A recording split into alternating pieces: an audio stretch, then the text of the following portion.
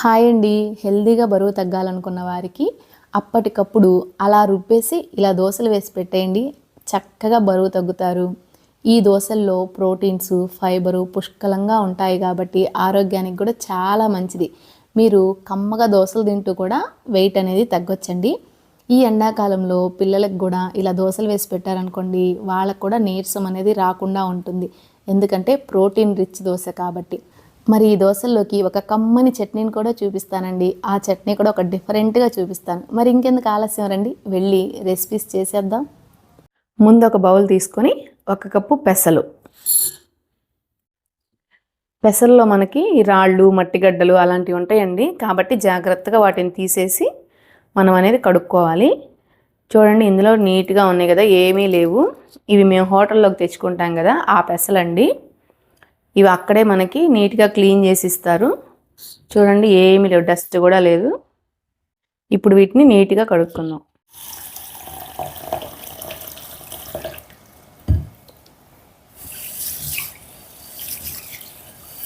మనం ఇంత కడిగిన తర్వాత కూడా నీళ్లు చూసారా ఎంత క్లీన్గా ఉన్నాయో. ఈ పెసల్ని వాళ్ళు అంత నీట్గా క్లీన్ చేసి ఇస్తారండి. చూడండి, డస్ట్ కానీ ఏం లేదు కదా. ఇప్పుడు వీటిని నీళ్ళు వంచేసేసి మరొకసారి కడుక్కుందాం. ఇలా 2 సార్లు కడుక్కున్నాం కదా. ఇప్పుడు నీళ్లు పోసి 1 గంట పాటు నానబెట్టుకుందాం. ఇప్పుడు మరొక బౌల్ తీసుకొని మనం ఏ కప్పుతో అయితే పెసలు తీసుకున్నామో అదే కప్పుతో 1 కప్పు సగ్గుబియ్యం. ఈ సగ్గుబియ్యం చూసారా, మరి సన్నగా కాకుండా లావుగా కాకుండా మీడియంగా ఉన్నాయి కదా.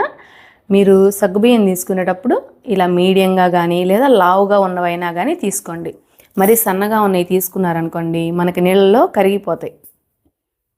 ఎందుకంటే మనం నానబెడతాం కదా, అప్పుడు కరిగిపోయిద్ది అన్నమాట. ఇదే కప్పుతో 1 కప్పు గోధుమ రవ్వ. ఇప్పుడు ఈ సగ్గుబియ్యం రవ్వను కూడా ఒకసారి శుభ్రంగా కడుక్కుందాం.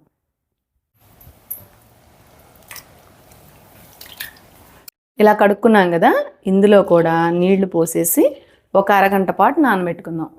మీరు ఇక్కడ గమనించండి, మనం పెసలనేమో గంట సేపు నానబెట్టుకోవాలి. రవ్వ సగ్గుబియ్యాన్ని 1 అరగంట నానబెట్టుకుంటే సరిపోతుంది.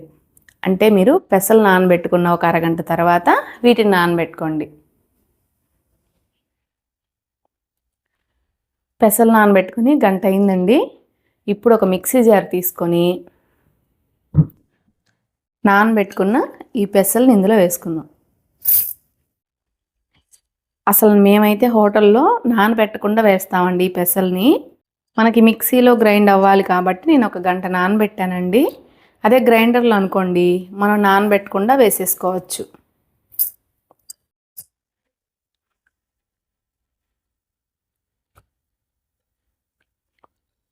ఇప్పుడు అరగంట ముందు నానబెట్టుకున్న వీటిని కూడా నీళ్ళతో సహా వేసేసుకుందాం. ఇందులోనే 1 అర టీ స్పూన్ జీలకర్ర, 3 పచ్చిమిర్చి, 1/2 ఇంచు అల్లం, 1/2 టీ స్పూన్ ఉప్పు వేసి మెత్తగా గ్రైండ్ చేసుకుందాం. చూసారు కదండి, ఇలా మెత్తగా గ్రైండ్ చేసుకున్నాం కదా. మనకి పెసలు ఎక్కువసేపు నానకపోతే మెదగవేమో అనుకోవాల్సిన అవసరం లేదండి. చూడండి, మిక్సీలో కూడా ఎంత చక్కగా మెదిగాయో. అప్పటికప్పుడు ఏదైనా టిఫిన్ చేసుకోవాలి అనుకుంటే హెల్తీగా ఈ రెసిపీని ట్రై చేయొచ్చండి. మీరు ఉదయం లెగవంగానే పెసల్ని అలా నానబెట్టేసి మనం ఈ పిండిని పర్మెంటేషన్ చేయాల్సిన అవసరం లేదండి. ఇప్పటికిప్పుడు దోశలు అనేది వేసేసుకోవచ్చు. మనం వేసిన వాటర్ అవన్నీ కూడా కరెక్ట్గా సరిపోయి కన్సిస్టెన్సీ కూడా కరెక్ట్గా వచ్చింది. చూడండి, దోశకి కరెక్ట్గా సరిపోతుంది. కాబట్టి ఇప్పుడు ఈ పిండిని పక్కన పెట్టేసి మనం ముందు దోశల్లోకి చట్నీని ప్రిపేర్ చేసుకుందాం. స్టవ్ మీద ఒక కళాయి పెట్టుకొని 1 టేబుల్ స్పూన్ ఆయిల్ కొద్దిగా వేడైన తర్వాత 2 టేబుల్ స్పూన్ల పచ్చిపప్పు, 2 టేబుల్ స్పూన్ల మినపప్పు. ఇప్పుడు ఈ పప్పుల్ని దోరగా వేపుకుందాం. పప్పులు దోరగా వేగేయండి, ఇలా వేపుకోవాలి, లేదంటే పచ్చివాసన వస్తుంది. ఇందులోనే 7-8 ఎండుమిర్చి. ఈ ఎండుమిర్చి మంటలేవండి, అందుకనే నేను కొంచెం ఎక్కువ వేసాను. ఇందులోనే 1 రెమ్మ కరివేపాకు, అలాగే ఒక 3 వెల్లుల్లి రెబ్బలు. 1 నిమిషం పాటు ఇలా వేపుకున్నాం కదా. ఇందులోనే 2 మీడియం సైజ్ టొమాటోలు, కొద్దిగా చింతపండు, 1/2 టీ స్పూన్ జీలకర్ర, ఒక చిటికెడు పసుపు,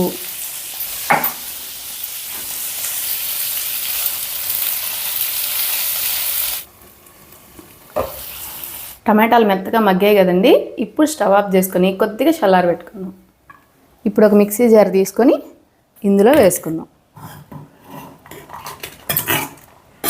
ఇప్పుడు ఇందులో రుచికి తగినంత ఉప్పు వేసుకొని కొద్దిగా నీళ్లు వేసి మెత్తగా గ్రైండ్ చేసుకుందాం. చూసారు కదండి, మనకి ఈ చట్నీకి పోపు అవసరం లేదండి. రండి ఇప్పుడు వెళ్ళి దోశలు వేసేసుకుందాం. మీకు కావాలంటే ఇంకొద్దిగా పలచన చేసుకొని కూడా తినొచ్చు. ఇడ్లీల్లోకి అయితే కొద్దిగా పలచగా బాగుంటుంది, దోశల్లోకి కాబట్టి నేను ఇలా గట్టిగానే ఉంచాను. చూడండి, ఇక్కడ మనకి దోశల పెనం కూడా బాగా వేడయింది. ఇప్పుడు దోశ వేసుకుందాం.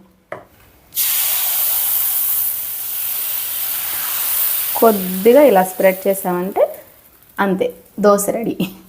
ఇప్పుడు స్టవ్ని మీడియం ఫ్లేమ్లోకి మార్చుకొని కొద్దిగా ఆయిల్ కానీ నెయ్యి కానీ వేసేసుకొని, చూడండి దోశ కాలింది కదా, ఇప్పుడు ఇంకొక పక్కకు కాల్చుకుందాం.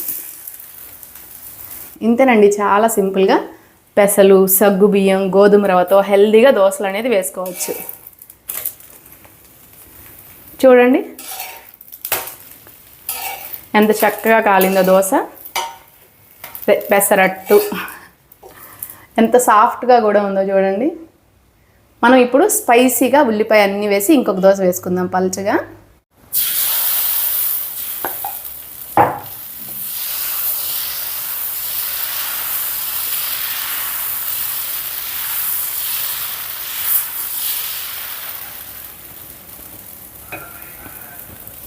ఇలా వేసుకున్నాం కదా, ఇప్పుడు కొద్దిగా ఉల్లిపాయ ముక్కలు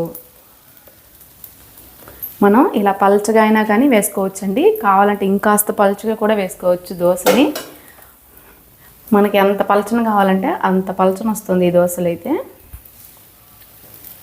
ఇలా కొద్దిగా మన ఇంట్లో ఏ కారపొడి ఉంటే ఆ కారపొడి కొంచెం వేసేసుకోండి. ఈ కారపొడి అనేది మీ ఆప్షన్ అండి. అలాగే కొద్దిగా ఆయిల్. చూసారు కదండి, దోశలు వేసుకోవడం ఎంత సింపులో. మనం సగ్గు బియ్యం, గోధుమ రవ్వ, పెసలు అన్నీ హెల్దీవేనండి. కావాల్సిన ప్రోటీన్స్, ఫైబరు అన్నీ ఉంటాయి. కాబట్టి మనం పిల్లలకి ఇలా హెల్దీగా అప్పటికప్పుడు చేసి పెట్టేయచ్చండి. మరి మీరు కూడా నేను చేసిన పద్ధతిలో ఒకసారి చేసి అది ఎలా వచ్చిందో కామెంట్ సెక్షన్లో చెప్పండి. ఈ వీడియో నచ్చితే ఒక లైక్ చేసి షేర్ చేసి మన ఛానల్ని సబ్స్క్రైబ్ చేసుకోండి. చూడండి దోశ కూడా ఎంత చక్కగా వస్తుందో. చూసారు కదండి దోశలు ఎంత చక్కగా వచ్చినాయో. దోశలు చూసారా ఎంత సాఫ్ట్గా ఉన్నాయో.